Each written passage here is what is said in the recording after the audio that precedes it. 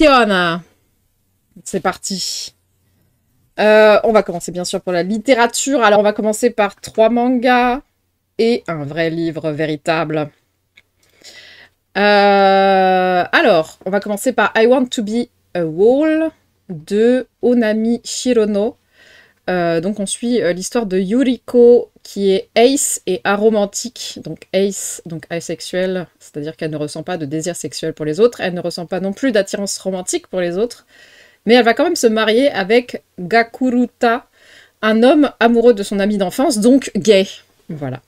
Donc elle se marie pour qu'on les laisse tranquilles, n'en pouvant plus de la pression sociale qui s'exerce sur elle. Le petit bonus est que Yuriko, donc la meuf, est une fan de BL. Alors je vais beaucoup répéter BL pendant ce stream, mais je vous avais déjà expliqué ce que c'est.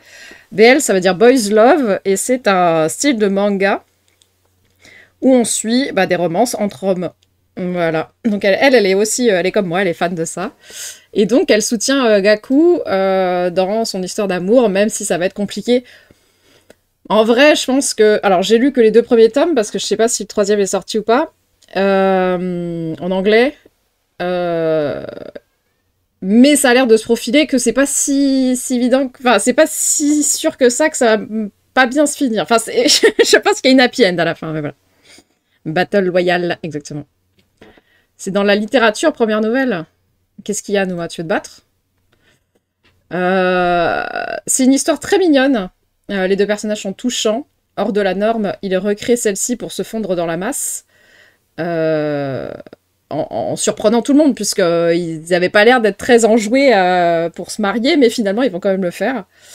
Mais nous, lectrices, évidemment, nous savons que c'est pas pour les bonnes raisons qu'ils vont se marier. Nous m'attirait baturement, claque, ça nous l'a. Putain, c'est le moment, Nouma. Merci beaucoup. On va se passer le bordel. Du vrai travail. Très bien.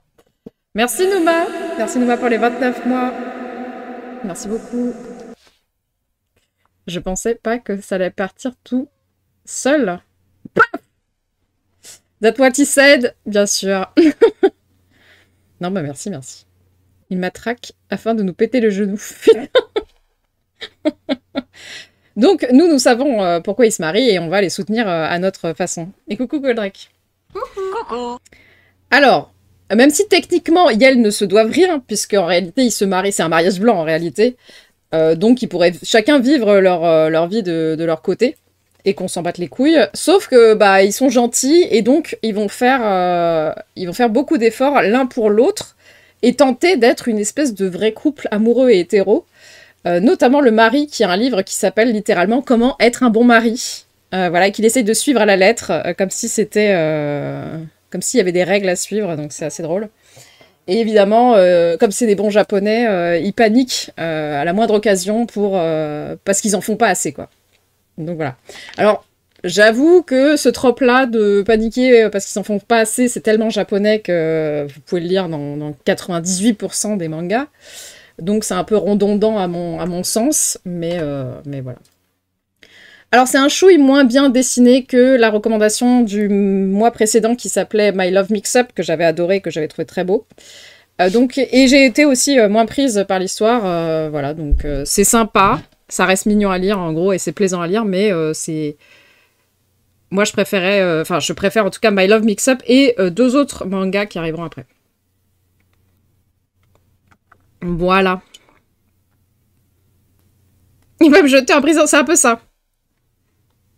Enfin, c'est pas en prison, mais il va m'en vouloir très fort. Voilà. Allez, on va parler de BL, parce que c'est ça qui m'intéresse. I Want to Be All Against RN, c'est vrai. Bien vu.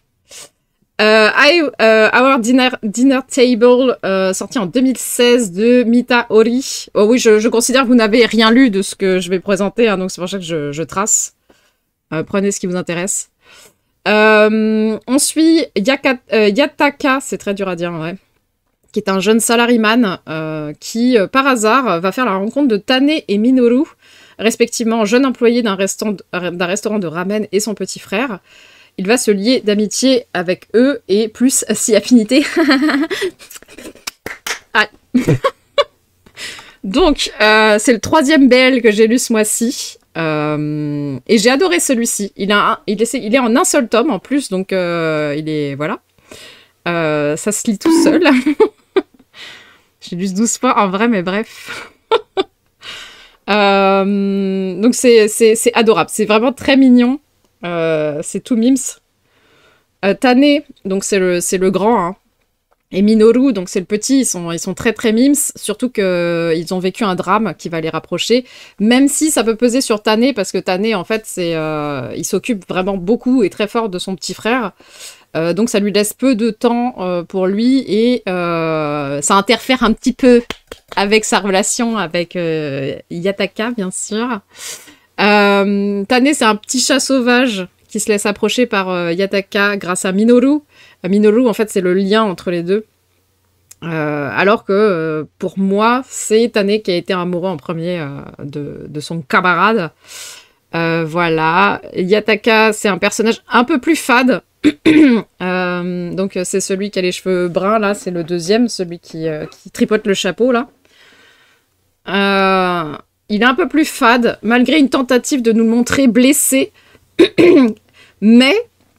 Alors j'ai trouvé ça un peu over the top et un peu what the fuck. Donc j'ai pas été convaincue par cette origin story, on va dire. Donc voilà, mais bon, c'est pas grave, ça dure un petit peu et puis voilà, on passe à la suite. J'ai adoré les dessins. J'ai trouvé ça assez bien dessiné. Donc c'est le deuxième que je vous recommande si vous voulez vous initier au BL avec My Love Mixed Up. Puisque celui-ci en plus est en un seul tome, donc ça va vite. Le suivant aussi, je vous le recommande si vous voulez commencer avec les BL, puisqu'il lui aussi il est en un seul tome, et en plus il est basé sur une histoire réelle. Donc voilà, ça c'était Our Dining Table. Ah oui, ça parlera de bouffe, même si en réalité il n'y aura pas beaucoup de bouffe mise en avant. On apprend juste un truc, c'est qu'on peut faire cuire du riz dans une espèce de marmite en terre et que c'est pas mal et que ça donne du goût. Voilà. C'est mims? Oui, c'est mims. C'est très mims. Le gamin en fait partie du mims. Le moment où il doit en rester qu'un en vie. Oh putain, c'est pas possible. Voilà. Ensuite, la suite. Until I Meet My Husband, sorti en 2020, de Nanasaki Ryosuke et dessiné par Tsukizuki Yoshi.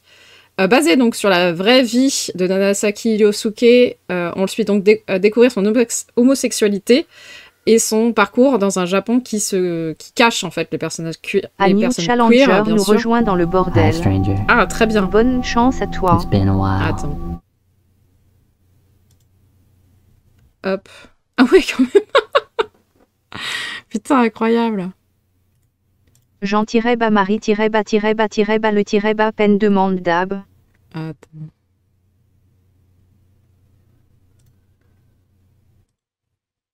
Ah, voilà. C'est mieux. Coucou Loud, comment ça va? Coucou. Hop là.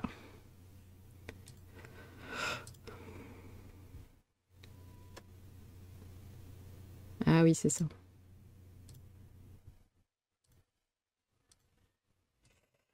Demande ban, ouais. Ça s'appelle un fasciste, coucou. Bah d'ailleurs, si quelqu'un peut se unfollow, refollow, ça m'arrangerait. Je veux dire, il n'y a plus aucun effort. Oh oui, non, il n'y a pas d'effort. Qui essaye de venir dire de la merde, il est venu sur d'autres streams. Ah ouais? Ah bah, il n'a pas eu le temps, dommage. Ça va, ça va. On est en train de... En plus, on est pile sur le sujet qu'il doit adorer. C'est-à-dire que des trucs avec des personnes gays. J'espère que ça peut bien rager. Donc on suit découvrir son homosexualité. Merci Guitarès. On le suit découvrir son homosexualité et son parcours dans un Japon donc qui cache les personnes queer, bien sûr, voilà. Mais à la fin, ça se finit bien. Comment ça, quoi? Bah ça a pas l'air de marcher avec toi.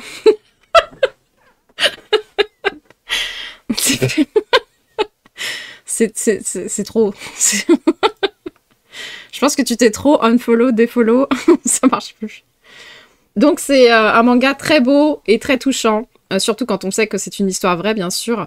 On sait d'avance que ça va bien se terminer, puisqu'en fait on commence par la fin. Donc il n'y a pas de suspense, mis à part en fait découvrir le parcours de la vie de Ryosuke. Ce qui est très drôle, c'est que les deux amants, ils ont le même nom-prénom. Ils s'appellent tous les deux Ryosuke. C'est assez perturbant, mais voilà. Numa Shadowban, exactement. Voilà, on se prend d'affection pour l'auteur, évidemment. Bon, alors il n'est pas parfait. À certains moments de sa vie, il a été odieux, mais parce que il était dans un profond mal-être, en tout cas. C'est ça, c'est Rio 1, Rio 2. Pour savoir de qui on parle. Non, vous inquiétez pas, vous saurez de qui on parle parce que physiquement, ils se ressemblent pas les deux. Et en vrai, le mari, on le voit pas tant que ça. Puisqu'il arrive à la fin du roman. Donc voilà. Donc comme pour Our Dinner Table, c'est un seul tome. Donc c'est parfait pour la lecture. C'est très bien dessiné aussi. Donc c'est ma 3e recommandation de BL. Top et Rio Bottom. Bah là, on sait pas qui est bottom et qui est top. Ah si, bah si, en fait, en vrai, on peut le savoir. Voilà. Voilà. Donc j'ai rien de plus à dire, en vrai, très mignon. Très mignon. Bon, alors assez triste, évidemment, vous en doutez. Parce que ça n'a pas été rose toute sa vie. Mais très mims. Très mims. Donc on va enfin passer à la vraie littérature, bien sûr. N'est-ce pas, Nouma? Oui, les mangas font partie de la littérature, il y a un problème. Le sexe. Bah en vrai, c'est un des rares où il y a des scènes de sexe. Alors c'est pas... il y en a pas sur 6 planches, mais il y a au moins 3 bulles de sexe. Voilà. Donc c'est un des rares d'ailleurs où il y a ça. Alors, la recommandation littéraire du mois, c'est Les Oiseaux du Temps, sorti en 2019 de Amal El Motar et Max Gladstone. Lys l'avait recommandé il y a quelques temps et l'intrigue à base de lettres m'avait intriguée parce que j'aime beaucoup écrire 2 fois le même mot. Donc je lui ai volé sur sa liseuse, évidemment. Et quelle bonne idée. Quelle bonne idée d'avoir volé ce livre. Rouge est une agent de l'agence, Bleu est une agent de jardin. Elles mènent toutes les deux une guerre temporelle en parallèle, chacune meilleur élément de leur faction, factions qui sont bien sûr adversaires. Bleu contacte un jour Rouge pour lui dire qu'elle va perdre la guerre. S'ensuit une histoire où chacune répond à l'autre. Coucou Gozik, comment ça va? Coucou. Putain, coucou. C'est à ce livre auquel tu penses tout le temps? Non. Mais j'ai adoré le lire. Non, ouais, ce livre. Ah, tu l'as lu, Gozik, trop bien. Sont des piou-piou? Non. Non. Ouais, pareil. En fait, je l'ai pas dévoré parce que je le lisais que sur ma liseuse et donc que dans le métro. Et il se lit extrêmement vite parce qu'il est court, je crois qu'il fait 200 pages, donc c'est extrêmement court pour un roman. Mais quel bonheur, quel plaisir, ce livre ce livre est incroyable. Il est d'une poésie, comme j'en ai rarement lu. C'est incroyable. On est jeté dans le bain directement, sans préambule. Allez hop, démerdez-vous pour comprendre ce qui se passe. Donc il faut il faut un tout petit peu s'accrocher pour le commencement. Mais après, c'est que du plaisir. C'est extrêmement bien écrit. C'est intriguant. En vrai, on veut connaître les réponses de l'une à l'autre, comprendre avec elles qui elles sont, comment elles vivent dans leur monde que tout oppose, parce que évidemment, vous aurez à recréer l'univers en réalité. Et puis cette correspondance ne va pas s'arrêter là. En fait, c'est pas juste elles se répondent et puis basta. On comprend vite que le système même de pouvoir se promener sur la ligne du temps va nous offrir un final assez intriguant.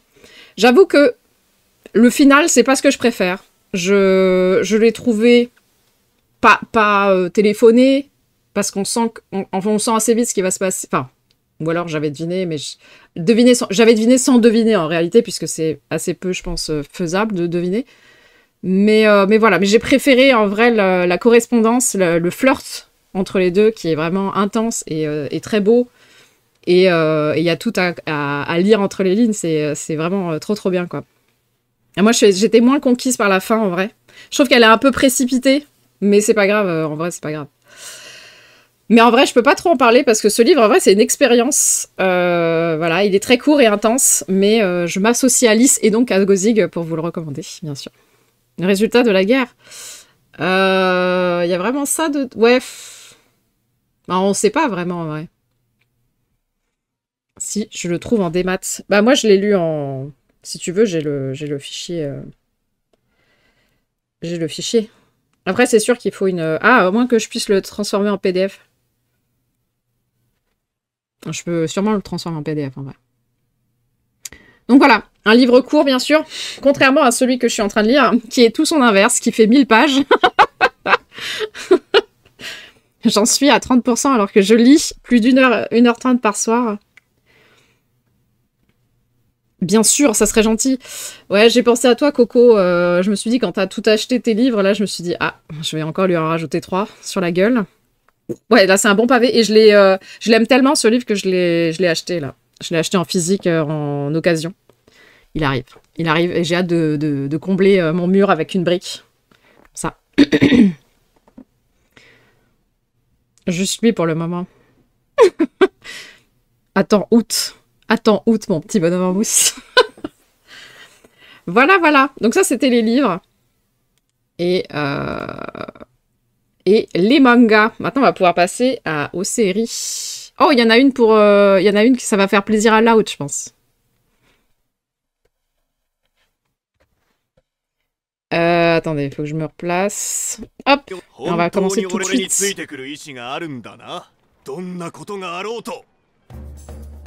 食料は迷宮内で自給自足する。はあ？なんか結構うまそうなのがいたはずだ。無理無理無理、絶対に無理。ひょっとしなくてもお前、前々から魔物を食べる機会を伺ってただろ。おえ、サソリ鍋か。しかしそのやり方には感心せんの。できたぞ。私にもちょうだい。うわ、美味しい。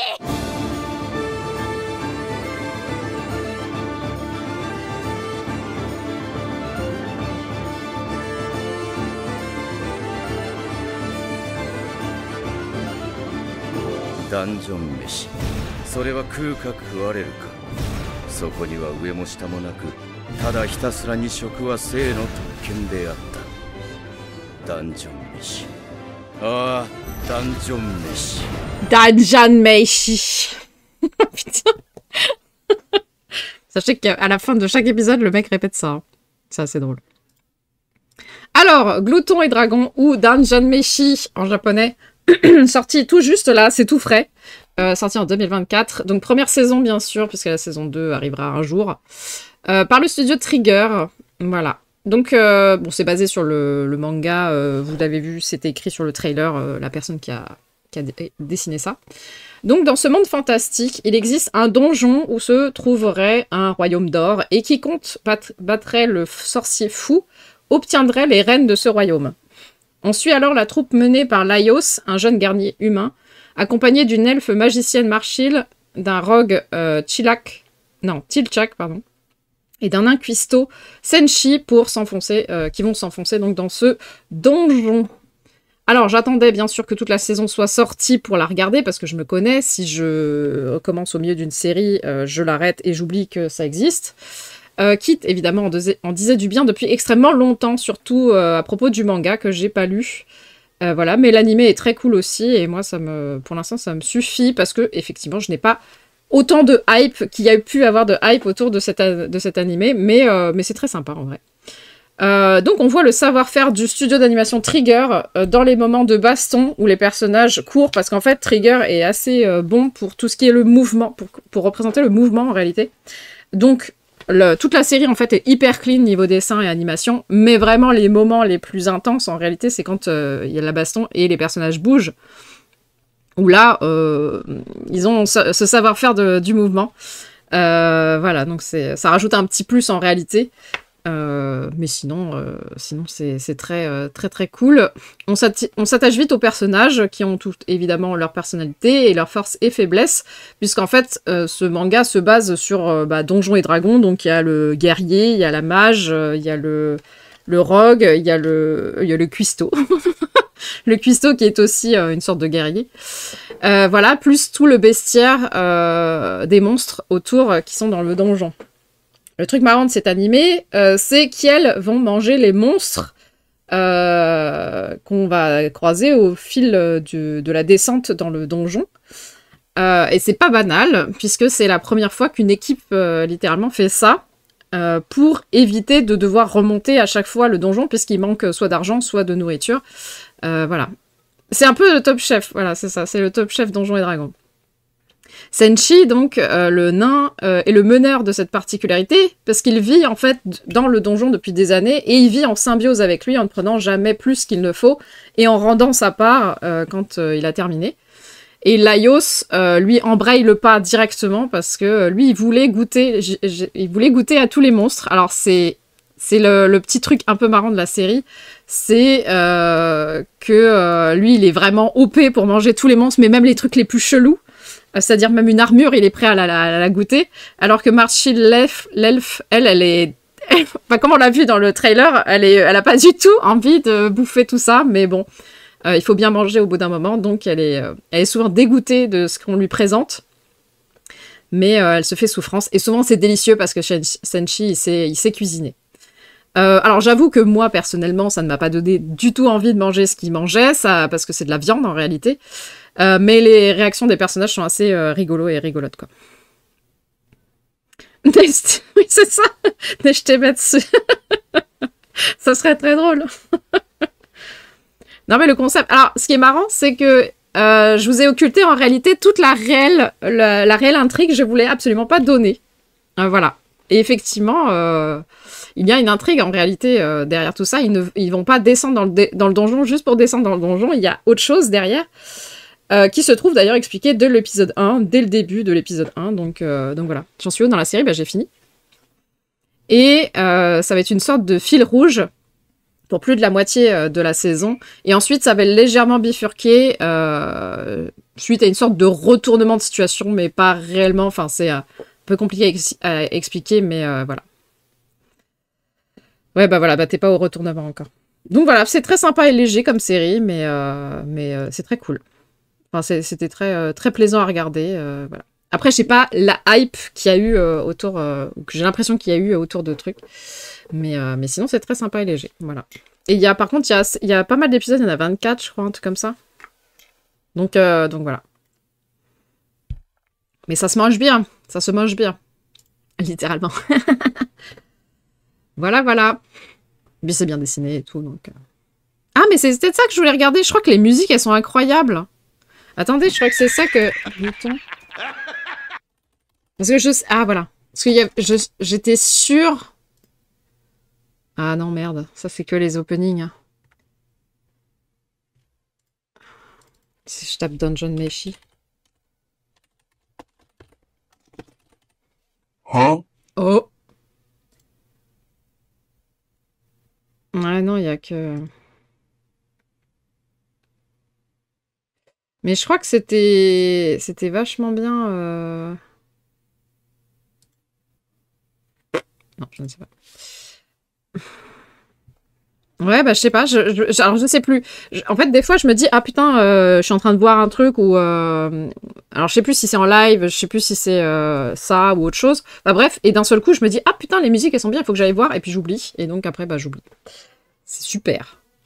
Donc voilà. Et ben, on va passer à la reco suivante, bien sûr. Ça, c'est pour Loud. Comme quoi, il faut jamais désespérer avec moi.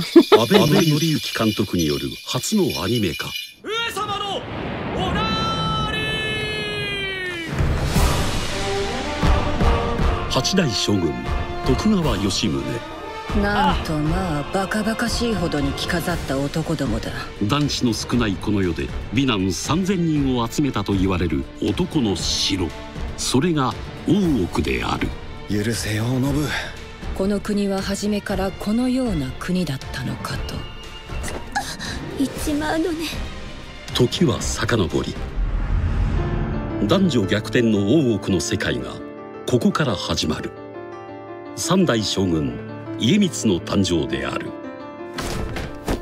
わしは所詮徳川の血をつなぐための狩払よ。この方はきっと今まで幾度も幾度も打ちのめされてきたのや。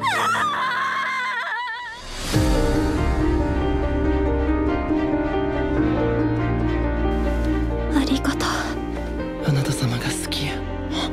徳川の世が続くことがあなたの行ける道へと言われたら、私にはもうどないすることも。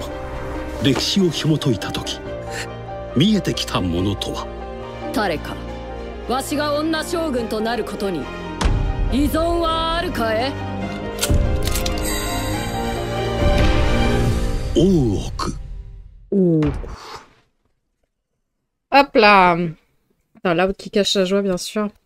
Alors, le pavillon des hommes, sorti en 2023 du studio Dean. Donc oui, que Loud avait recommandé il y a 1000 ans. Dans un Japon alternatif, à l'époque Edo, la population est frappée d'un mal mystérieux qui ne touche que les jeunes hommes. On l'appelle la variole du Tengu et fait chuter donc la population masculine à 25% de la population totale. Cette différence démographique va rabattre les cartes pour l'organisation du quotidien et des instances politiques, à commencer par la shogun. Alors, le premier épisode est le plus long et quasi détaché de la suite. En gros, on suit l'état du pays et du shogunat à partir de la 8e shogun. Et celle-ci, en fait, se demande pourquoi les titres sont toujours masculinisés alors que ce sont des femmes qui continuent d'occuper des postes. On va donc remonter dans le temps pour comprendre pourquoi certaines règles sont mises en place, et le reste de la série se focalisera sur la 3e shogun, donc Iemitsu, que vous avez pu voir dans le trailer. Alors la série est assez sympa, même s'il y a énormément de moments où j'étais un peu en mode c'est quoi la morale en fait, je comprends pas où on veut en venir, parce qu'en fait à la fin les femmes qui obtiennent donc masse de pouvoir puisqu'il n'y a plus aucun homme, et puis il faut bien faire marcher le pays, donc vraiment elles prennent le lead littéralement du Japon, ne prennent pas réellement ce pouvoir et sont juste des sortes de pantins en attendant que les mecs reviennent. Et j'étais en mode, mais c'est quoi ce délire? Et donc la féministe en moi, elle a un peu hurlé parce que j'étais en mode, bah c'est le moment, faut réformer tout ça, allez, allez. Mais non. Alors je sais pas si c'est le choix du studio ou le choix de l'autrice qui a écrit l'histoire, parce que ça sort d'un manga évidemment. Parce que j'ai vu que le 3e tome, enfin j'ai juste regardé vitef le 3e tome par exemple, ça parle du retour des hommes, donc les hommes reprennent le pouvoir. Donc c'est pas du tout comme la série qu'on voit sur Netflix. Donc je n'arrive pas à savoir si c'est une écriture du studio Dean ou si ça suit réellement le manga et qu'on est aux 2 premiers mangas et c'est tout quoi. Voilà. Donc je pense qu'il y aurait aussi pu y avoir plus d'inversion des rôles genrés et donc de traitement autour de la sexualisation. Donc si vous retournez tout, la sexualisation des hommes, ça c'est montré, mais pas assez selon moi. Parce qu'on voit pas qu'ils en souffrent. Il y a la plupart des mecs, ils sont contents de servir juste à être des sacs à foutre, littéralement. On le voit un tout petit peu, mais je trouve que c'est pas assez mis en avant. Je trouve que c'est pas assez mis en avant aussi que, en fait, ils deviennent des objets. Parce que c'est littéralement ça que sont les femmes, en réalité, ce sont des objets. Et par contre, on le voit bien, la première shogun, la 3e shogun, n'est qu'un objet. Et ça, je comprends pas. En fait, je comprends pas pourquoi on part du postulat de retourner la situation genrée pour ne rien en faire. Voilà, donc un peu déçu en vrai de cette écriture qui n'est pas, à mon sens, très intéressante. Et pourtant, j'ai tout regardé et c'était... Enfin, c'est sympa. En fait, quand t'es devant, c'est sympa, mais si tu omets toute cette question-là, c'est assez sympa. Mais c'est vrai que quand tu commences à réfléchir un peu plus à la question de à quoi sert tout ça, je ne comprends pas. Je ne comprends pas, donc voilà. Donc on suit l'histoire, en fait en réalité on suit énormément l'histoire de la 3e shogun qui est assez triste, mais ça dépeint bien en fait à quoi servent les femmes, même en milieu aisé, c'est-à-dire qu'elles servent juste à donner des héritiers. Évidemment, tout le monde souhaiterait qu'elle ait un héritier mâle pour redevenir à nouveau ce qu'on attend d'un shogun, c'est qu'il soit un homme. Voilà, mais il y a quelques jolis moments grâce à son amour pour Arikoto, qui va sauver un peu cette histoire, cette vie un peu dégueulasse qu'elle mène. Petit bonus, si vous connaissez l'histoire du Japon, c'est assez drôle de noter les vrais événements de l'histoire du Japon qui sont ramenés est tordu dans cette réalité à cause de la variole du Tengu. Par exemple, il y a un moment où il y a un décret où le Japon s'enferme sur lui-même. C'est vraiment arrivé dans la vraie vie véritable. Mais ici, c'est un peu en mode non, mais il faut pas que le reste du monde sache qu'il y a plus que 25% de mecs ici, ça serait la panique. Donc ils s'enferment. En fait, c'est rigolo de voir les parallèles qu'ils ont fait entre la vraie histoire du monde et ce monde parallèle du Japon. Voilà, donc c'est sympa, mais ça aurait mérité d'aller un peu plus loin. Voilà, c'est peut-être parce que je suis trop dans les questions de genre et de féminisme, mais voilà. Après, donc je me base vraiment sur l'animé, je sais pas du tout où le manga va avec tout ça, mais voilà quoi. Ça fait peur dit comme ça les faire, mais en vrai il est plutôt bien fait. Je ne suis pas un homme facile. Non, j'ai pas vu ce film. J'ai pas vu, ouais. C'est vrai que FR, ça donne pas envie. Hein. Mais en ce moment, j'ai beaucoup de mal à apprécier les trucs. Alors, j'ai lancé le machin. Donc, je vais regarder plus tard ce que c'est. Mais c'est trop marrant parce que vraiment, là, les dernières périodes, j'ai un manga, un BL, que je continue de lire, mais je suis pas emballée. Une série que j'ai... 2 séries ou 3 séries, je sais plus, d'animés que j'ai commencé et pas fini. Parce que vraiment, ça ne m'intéressait pas. Les retours étaient gaze. Je ne suis pas un homme facile. J'avoue que je connais pas du tout. C'est vrai que là, on est à... Bon, ça... Enfin... Après, on est sur Allociné. Donc, je sais pas. J'avoue que j'ai un peu peur. Les Français, ils sont assez mauvais. Hein. Mais bon. Donc, voilà. Donc, voilà, Loud. Mon avis sur la série. Sur ta série, bien sûr. Sur la série. Voilà. Court-métrage du même concept, j'avais bien aimé. Bah, il est pas si vieux, le truc, hein. Il est sorti en 2018. Hein.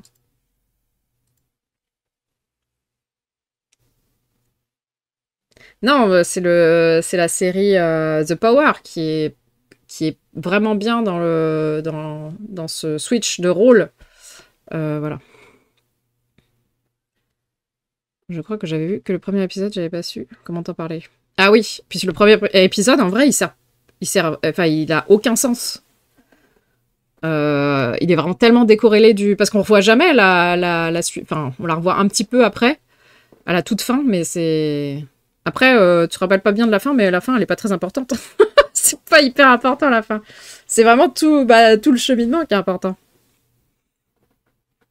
Mais ouais, le premier épisode, ouais, il a... En vrai, tu le switch, c'est pas grave, quoi. C'est très étrange, c'est vraiment très étrange. En plus, il dure hyper longtemps, il dure quasiment... Je sais plus si c'est 1 heure ou 1 heure et demie. Et on parle littéralement d'une histoire qui a plus aucun rapport avec la choucroute ensuite. J'avoue que cette façon de découper la série m'a un peu... Mais bon, c'était pas... C'est pas grave, c'est juste étonnant, quoi. Voilà. Mais c'est vrai que la fin n'a pas trop d'importance, quoi. Voilà. On va passer au cinéma. Il me reste que 3. Ah bah, je vais hyper vite. On va pouvoir faire des trucs après. Ou pas. Le dev, le magicien, les moteurs, le laitier, le streamer, le producteur, réalisateur, scénariste. Exactement, il sait tout faire, le Loud. 彼女の名前は曽畑かすみ。チェリストになる夢を諦め田舎へ帰ってきた。十分幸せな毎日なのに助けてください。ほっといてくれない。あなたはこれからお見合いをします。ふざけないで帰る。ちょ待ちなさい。女にとって恋愛が全てで結婚が人生のゴールなの。その後もめちゃめちゃ人生続くんだけど、てかその後の方が長いししんどいこと多いんだけど、なめてんのみたいな。俺さゲイなんよ。っていうか恋愛とか結婚とかそんなに重要ですかね。全く同じです。そっち行っていい？お姉ちゃんってレズビアンなんでしょ？こうなん？私は恋愛もしたくないし、そういう感情もないの。変なのかもしれないけど、それが私だから。走るその先になんで私のこと誘ってくれたの？誰にも信じてもらえないけど本当にそうなんだ。そのシンデレラ作ろうよ。なんだよフェアリーラブってダセえ名前だよ。お前が決めたんならそれがいい。同じような人がいてどっかで生きてるんならそれでいいやって思いました。大変なこともあるけれどきっとずっと大丈夫。そば Oh, sorry madame, je t'ai coupé. Voilà. Alors, I Am What I Am, sorti en 2022 de Shinya Tamada avec Tooko Miura, Atsuko Maeda et Marika Ito. Alors, ça a été, j'ai pu le voir grâce au Japanese Film Festival Online 2024 dont a parlé Captain en fait au dernier reco. Il nous avait balancé ça et j'étais allée voir. Et donc, j'ai regardé 2 films de ce festival, donc celui-là et le suivant. Donc on suit Kasumi Sobata, qui est une jeune femme, encore une fois ace, donc asexuelle et aromantique, donc c'est-à-dire pas d'appréciation, enfin pas d'attrait romantique et ni d'attrait sexuel pour les autres, et donc qui a du mal à faire entendre sa voix dans ce monde hétéro-allo-normatif. Allo veut dire qu'il y a une sexualité normale. Comme pour I Want to Be a Wall, bah, tout le monde l'a fait chier, littéralement, parce que elle a pas de petit copain à son âge, personne ne veut entendre qu'elle n'a pas besoin d'être en couple ou d'aimer quelqu'un, parce qu'elle est très bien comme ça, et la plupart des mecs croient qu'elle se moque d'eux, et ne comprennent pas qu'elle a pas du tout envie du reste, elle veut juste être pote avec, et sa famille, comme vous avez pu le voir, lui casse les couilles aussi. Donc bref, une belle ambiance, j'ai envie de dire. Heureusement, elle rencontre quelques personnes cool, comme une ex-camarade de classe avec qui elle se lie d'amitié, et qui va lui permettre de s'exprimer sur ce sujet via le conte de Cendrillon, que j'ai trouvé assez sympa, même si on verra pas la fin du conte de Cendrillon, mais on peut deviner quand même ce qui se passe. Le film se termine quand même sur une note d'espoir, voilà, et c'est une assez bonne représentation de ce qu'on peut vivre en tant qu'ace. Les remarques surtout, alors qu'on veut juste être tranquille, quoi. Jap, sous-titré anglais, mon cerveau a explosé. J'ai pas trouvé, évidemment, vous vous doutez bien que ce film n'est pas sorti en France, donc bah, j'ai pas trouvé de trailer sous-titré français. Mais c'est pas grave, si t'as écouté ce que j'ai dit en faisant le résumé, tu dois tout savoir maintenant, Godric. Donc voilà. Je l'ai vu comme ça. Non, il était sous-titré français, moi.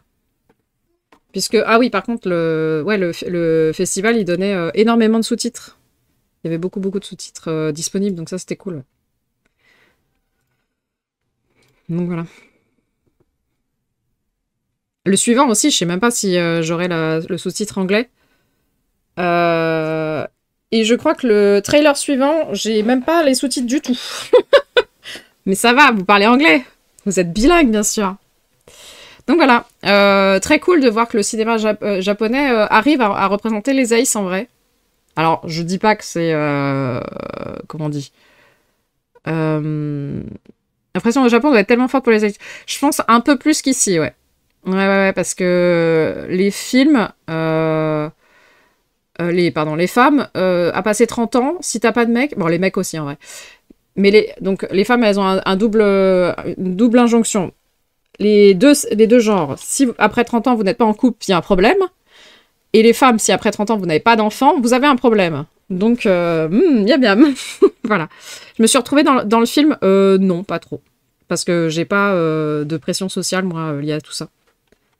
Enfin, si, ma mère, une fois, elle m'a dit « Oh, mais pourquoi t'as pas de copain ou de copine ?» Et j'étais là, pas envie. Donc voilà, mais elle s'inquiétait pas plus. Enfin, voilà, elle s'inquiète un peu, mais elle s'en fout, en fait. Enfin, elle pose la question pour poser la question, mais sinon, j'ai pas plus de trucs que ça. Mon père s'en fout, mes grands-parents s'en foutaient. Mais je vous ai dit, ma famille, elle est un peu chelou. Mes 2 grands-parents maternels, ils sont respectivement misandres et misogynes.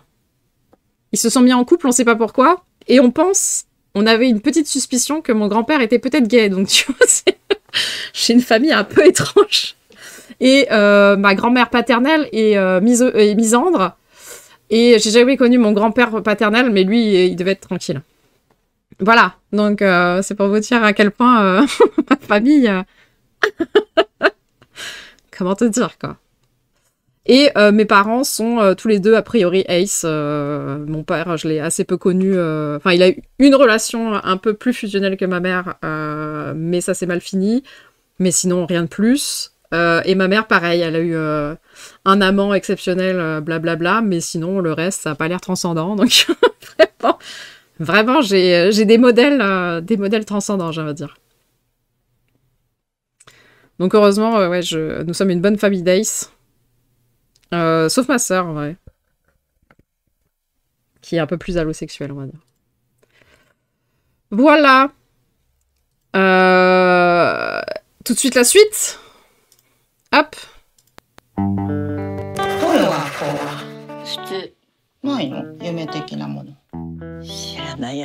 oui, bah y a pas de soucis, alors démerdez-vous maintenant. Mais vous écouterez mon résumé.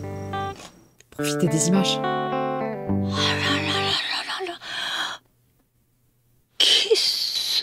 Kiss. Donc ça veut dire kiss, donc embrasser.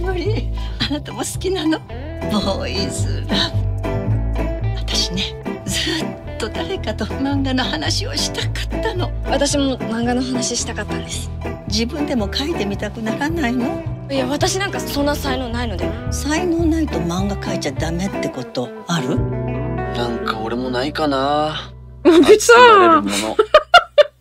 C'est pas fou, moi je suis déjà comme ça, en vrai.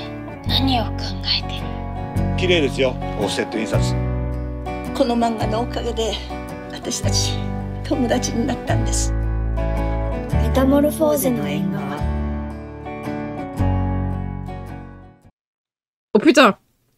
Très bien. Stop. Attendez. Putain. Tu te calmes. Ah, vous avez un aperçu de la suite, c'est pas grave. Alors, BL Métamorphose. Donc, comme dans son titre l'indique, c'est du BL à nouveau. Enfin, c'est pas réellement du BL, attention. Sorti en 2022 de Shinsuke Kariyama avec Mana Ashida, Kotone Furukawa et Tomoko Ikuta. Urara Sayama est une jeune femme plutôt tranquille qui a une passion pour les BL. Oui, encore et toujours. Et elle va faire la connaissance et se lier d'amitié avec une mamie qui veut découvrir ce genre du manga. Je trouvais ça très drôle. Les mangas, trop bien d'apprendre qu'il y a un film. Ah oui, bah oui. Alors moi, j'avoue que j'ai regardé la gueule des mangas, ça a l'air extrêmement mal dessiné. Et j'ai beaucoup de mal quand c'est mal dessiné. C'est quoi BL? Oui, c'est Boys Love, ouais. Mais oui, il y a un film. Alors je sais pas si ça sera mieux ou moins bien que les mangas. Mais voilà. Ouais, bah, je suis désolée, je suis honnête. C'est vrai que moi, l'esthétique, ça a une importance. Je vais pas mentir et faire semblant que ça ne m'intéresse pas, alors que si c'est mal dessiné, j'ai vraiment du mal en vrai. Alors c'est un film évidemment très doux et très joyeux. On peut y voir le lien entre la nouvelle et l'ancienne génération qui se passionne pour un sujet commun, pas banal, qui sont les boys love, qui évidemment... Alors en vrai, il y a énormément de... Il y a un marché, une niche assez... phénoménal au Japon, et c'est souvent d'ailleurs des femmes qui sont fans de boys love, même s'il y a des hommes qui apprécient ça, et ils ont un terme très particulier, d'ailleurs je me souviens plus de ce que c'est, mais ils sont dénommés assez spécifiquement. Mais malgré tout, ça reste quand même une frange dans l'univers du manga. D'ailleurs, la vieille, c'est assez drôle, elle s'en fout de laisser traîner ses mangas, alors que Urara, la jeune fille, en a honte, et donc elle le cache très vite sous la table, parce que bah, c'est quand même... Alors, pas tous, hein, mais il y a quand même des mangas où il y a de la sexualité enfin, montrée, quoi. Donc voilà, c'est un peu du porn. Donc c'est une amitié étonnante qui va pousser la jeune fille à tenter son rêve, c'est-à-dire devenir mangaka de BL. Voilà, donc on a une petite partie sur le fait d'être artiste, les rêves, les espoirs et les déceptions, et cette partie-là m'a assez touchée en réalité parce que bah, tout artiste peut s'y reconnaître, toute personne avec un projet en vrai peut s'y reconnaître. Donc voilà, un film tout doux à voir si ça vous intéresse. Très très cool. Donc pareil, vu pendant le festival machin truc là. Ah non mais t'as raison, oui. Mais je crois que ouais, j'ai regardé les dessins et c'était pas incroyable. Morphosis. C'est soft en yaoi, c'est hard ou c'est juste le nom jap? Yaoi et BL, c'est à peu près la même chose en vrai. J'ai pas compris la nuance, je t'avoue.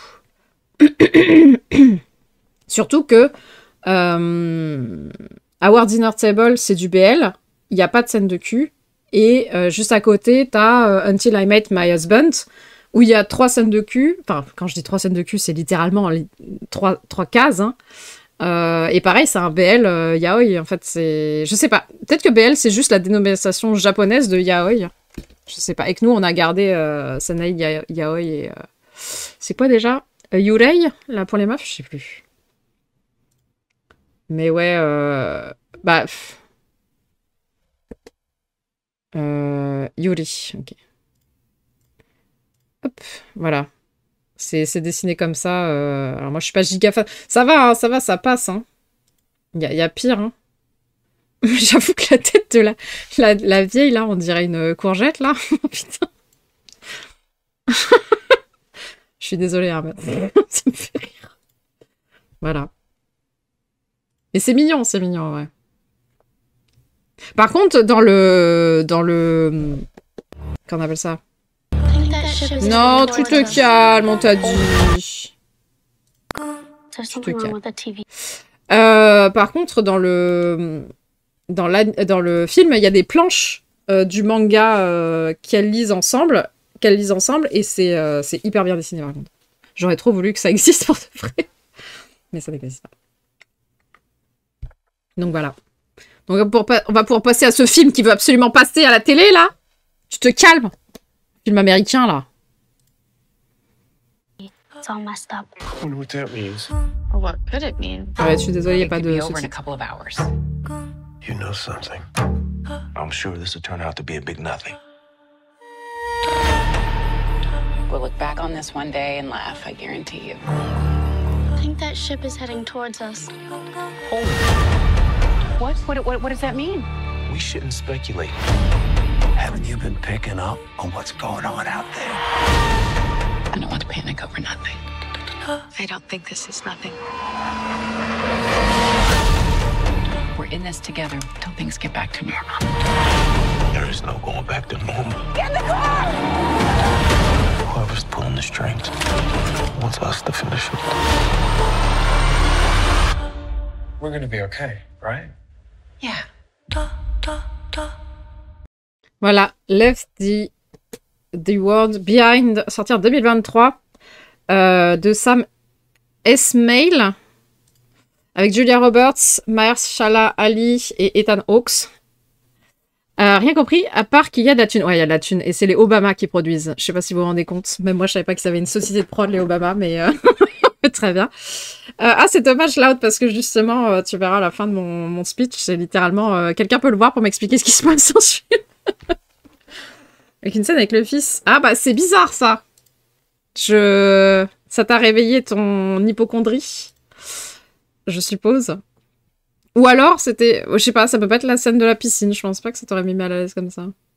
Alors, la famille Stanford part en week-end sur un coup de tête dans une somptueuse maison à la campagne. Le premier soir, débarquent un père et sa fille, disant être les propriétaires de la maison, et annonçant un blackout complet à New York. S'en suivra des événements plutôt étranges.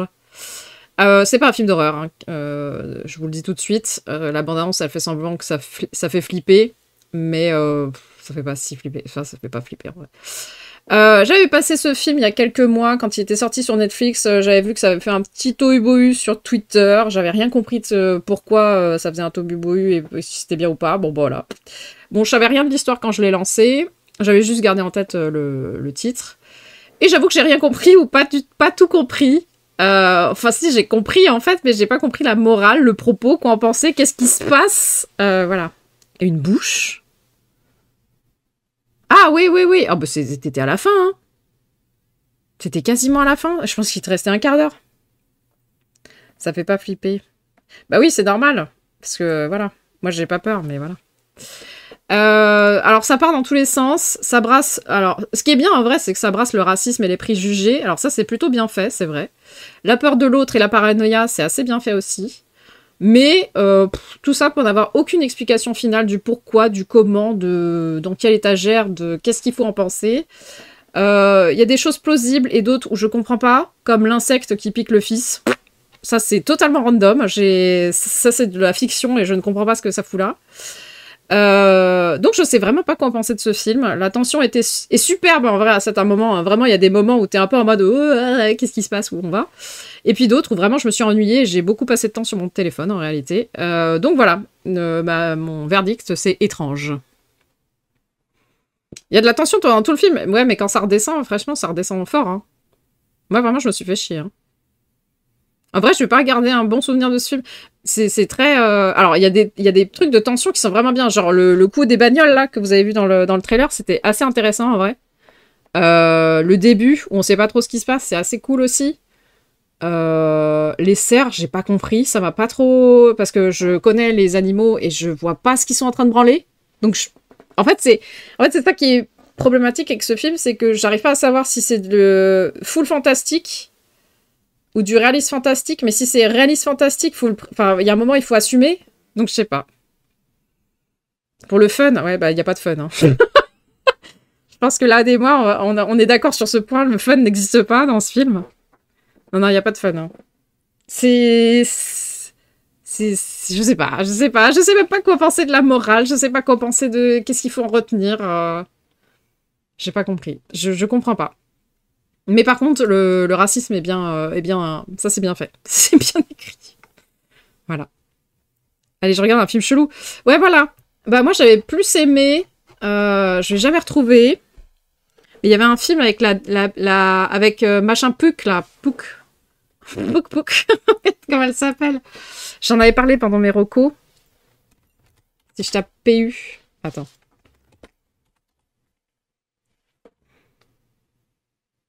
Ouais, ça va être compliqué. Comment elle s'appelle? Puck. Ah, Pug.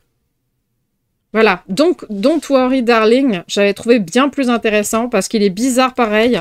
Alors, c'est pas du tout sur les mêmes thématiques, hein. Mais je l'avais trouvé bien plus intéressant en termes de bizarrerie que le reste, quoi.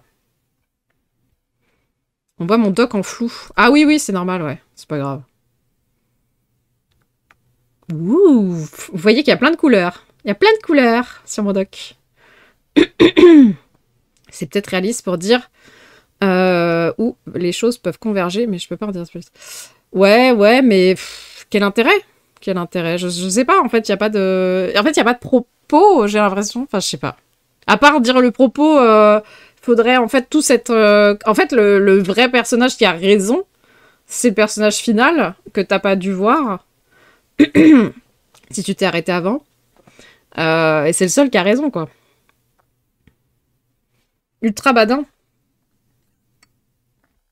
Moi, j'ai pas trouvé ça ultra badin, mais j'ai trouvé ça intéressant. Enfin, plus intéressant qu'autre chose. J'avais peur justement que ça soit pas ouf, mais en fait, c'était pas mal. Voilà, j'ai fini avec les recommandations.